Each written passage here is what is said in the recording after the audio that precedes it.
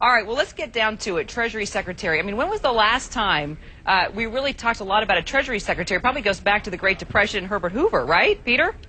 Well, probably, but back then, Hoover, of course, didn't listen to his Secretary of the Treasury. That's true. It was he Andrew said to Mellon, forget about it, right? Well, but Mellon is the one that was the sense of reason. He wanted the government to stay out of it and let the free market work, and Hoover wouldn't listen to Mellon, and of course, they ended up creating the Great Depression together with Roosevelt. So which leads me to my question, Jeremy, and I'll get you both to give me a final thought on this. I mean, we've heard all this comparison to Herbert Hoover. I mean, is it possible it can get that bad? I mean, we're talking food lines, and that's coming up. I mean, John McCain compared Barack Obama to Hoover. It is impossible to get that bad. That's exactly why we have deposit insurance. That's exactly why we have a Fed providing liquidity. That's exactly why we have protection of the banks. Back in the 1930s, we had thousands of banks fail, millions of depositors lose every penny. That's why we had the Great Depression. There is no Jeremy, possibility of that happening again. You couldn't be more wrong, Jeremy. During the Great Depression, only about 2% of the money on deposit was lost. This time, it's all going to be completely wiped out. There is no protection. All the government has is a printing press. All they can do is ensure that we can take our money out, but they can't ensure that we buy anything with it. The government is making all the mistakes that we made in the 1930s, only they're making them bigger, and they're making them at a time where our economy is fundamentally less sound than it was. This could be every bit as bad as the 1930s, except worse, and instead of consumer prices falling, they're going to explode through the roof. Jeremy. Peter, it seems like they're just looking at the Hoover-Roosevelt playbook and doing exactly what they did to lengthen and deepen the Great Depression. Of course, and they don't even realize that that's what they're doing. They got this guy in there, Ben Bernanke, who fancies himself a depression expert. He doesn't understand the first thing about the depression. And he doesn't know why we had it. He does, and he thinks the solution is just more government, that we need lower interest rates and more inflation, that if the central bank would have just printed enough money in the 1930s that we wouldn't have had a depression. And that's not true. The reason that we had that depression is, number one, the Fed inflated the stock market bubble in the 1920s, just like it inflated the stock market and housing bubble this time around.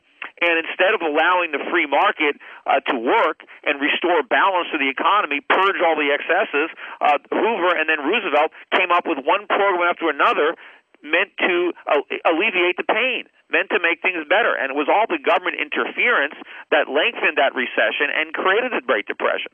They're going to do the same thing again, only this time we're coming at it. We're not on a gold standard. We're no longer a manufacturing economy with a high savings rate. So we can't afford the foolish New Deal type programs that we could afford back then. And so the damage to our economy this time around could be fatal, because what they're going to do is destroy the currency.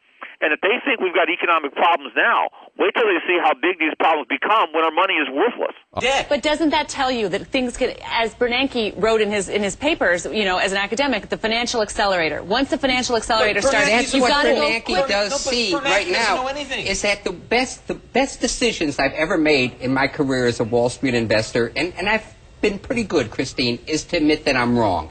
Dead wrong, get out, go out, sell it, and do something else. And I think Bernanke has a brilliant record. He has studied the Depression probably in greater detail than anyone else.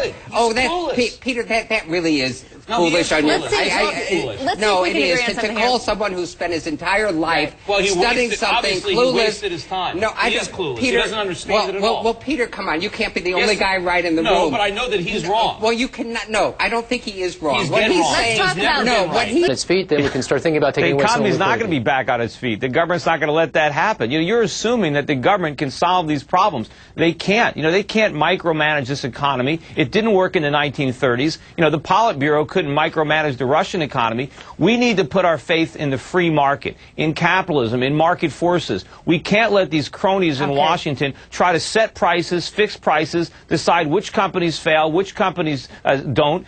This is going to be a disaster much bigger than the one they're trying to fight. Can I just say one thing? I want to say one thing. Yeah, the reason why the 1929 stock market crash turned into a Great Depression was this kind of thinking, that we let it burn, let the market work, and we saw what happened. No, that's not what we did. That's a myth. That's exactly what we did. No, we didn't. We did it. We interfered. We didn't let the market work. You got to reread your history. All right. Look, there's this conventional wisdom, which happens to be wrong, that we need to run surpluses or balanced books. 70% of the time in the history of the country, we have never done so. We've grown the biggest economy this world has ever seen. In the 1930s, we applied these principles, and it wasn't only the United States, it was the world. We had a global depression. And by the way, many countries pulled out of their depressions far earlier than the United States did. It was really wartime spending that got us out because we kind of held back. We took this course of fiscal conservatism. You ought to read Murray Rothbard's book on the Great Depression to really understand. You constantly rewrite history. You know, this is not the 1930s. 100% wrong. Hey, you're the one that brought Go ahead, Wayne.